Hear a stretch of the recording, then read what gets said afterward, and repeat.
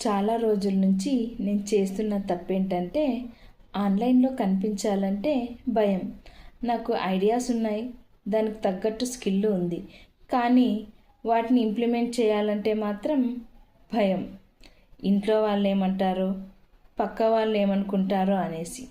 దీనివల్ల నేను చాలా టైం వేస్ట్ చేశాను. ఈ తప్పు మీరు చేయకండి. ఎప్పుడైతే నన్ను నేను నమ్మడం మొదలుపెట్టానో, నా భయాన్ని నేను పక్కన పెట్టేసి నేను చేయాలనుకున్న పనిని మొదలుపెట్టాను.